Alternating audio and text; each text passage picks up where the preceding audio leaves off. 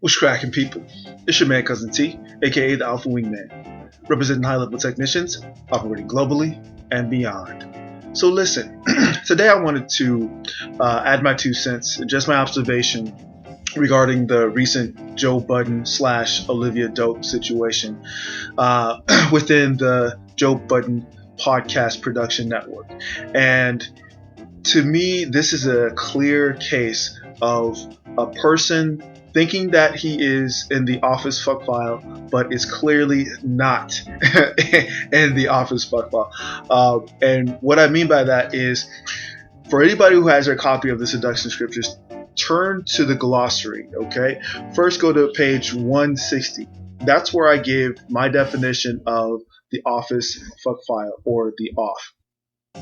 Basically, it is an agreed upon list of men within an organization whom the women of the organization categorize as sexually viable or off limits. Now, after the definition, it directs you to the corresponding page in the book. So we're going to go to page 77, where I go in on breaking down what the office fuck file is and who are the basic men who are in the office fuck file and who are not in the office fuck file.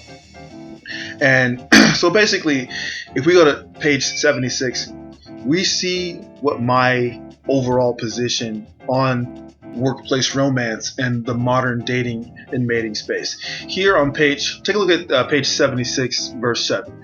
Here it says, communication is particularly important in the modern era, with so many allegations being levied against men in the workplace and in other places where power dynamics are at play.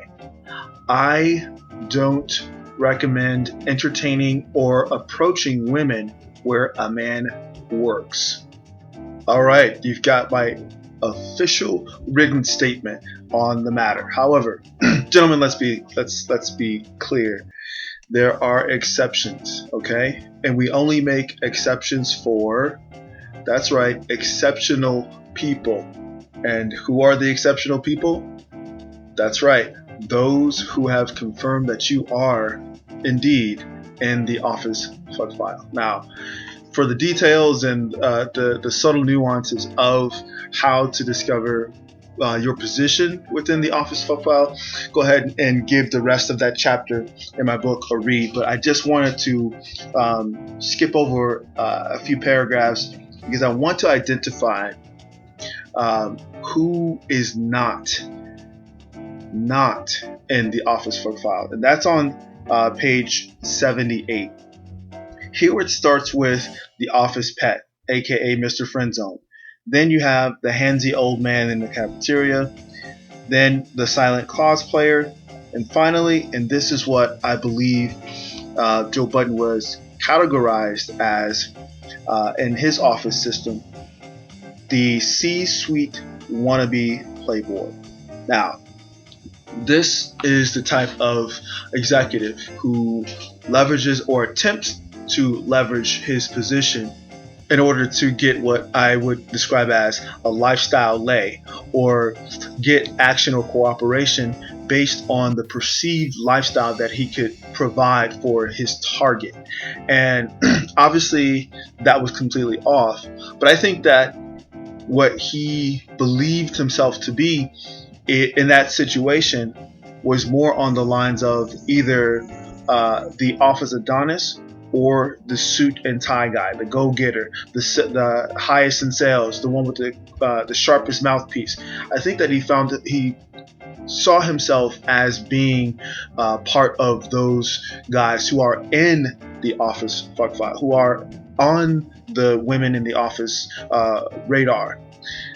Those have their own sort of, ins and outs, and you have to keep it in the shadow world, but that's another conversation for another day. But what I want to do right now, real quickly, before I go back to my observation of the situation, I'm going to give you an example of a man who is clearly in the office fuck file within the podcast space. And if you take a look at the 8 at the Table podcast, they have a clear range of guys who give their perspective, who give their experience. But this one in particular here is someone that was confirmed to be in the office fuck file by the women of the podcast space. Listen to this. Girls, they will target the older men with money because they feel like they easy, rather than the 22 to 24-year-old millionaire. You understand? So it's just like certain dudes, you got to know what's your target and how you could go about it. And like I said, it's all a manipulation if you really want to get money out of somebody. When we was looking at Rico, we like, Rico, you fine as hell. Some girls would be cool with just fucking you. So in this example, we see a clear-cut case of a man being confirmed as being in the office fuck file. I would classify him as, in that space, the office Adonis.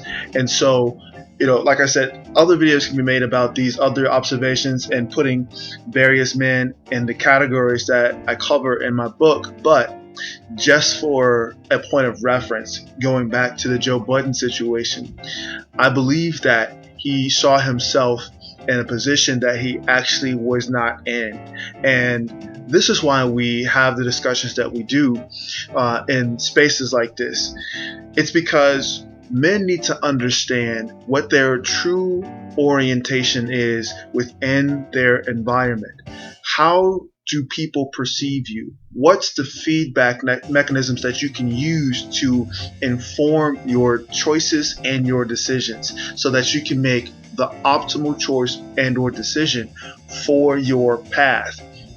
Obviously, Joe Budden could have made a better decision when he took it upon himself to make it known his desires for a subordinate.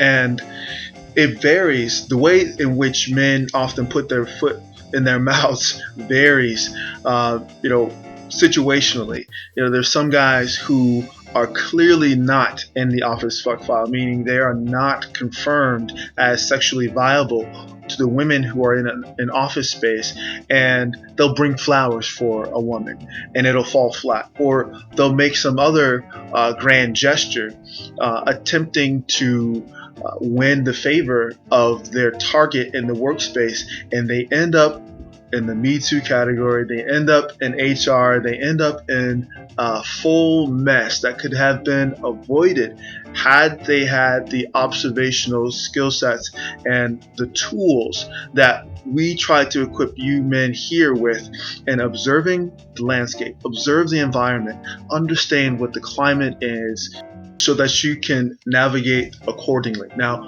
what's going to come of the Joe Budden situation, I'm not going to speculate on that. But what I do want guys to take away from this is that, gentlemen, even if you are the boss, even if it is your enterprise, you still have to be careful and cautious and understand whether or not you are in the off. Select men, pre-select men, non-select men. Like, comment, share, and subscribe. And as always, this is your man Cousin T, aka the Alpha Wingman, saying, stay sharp and mission focused. Later.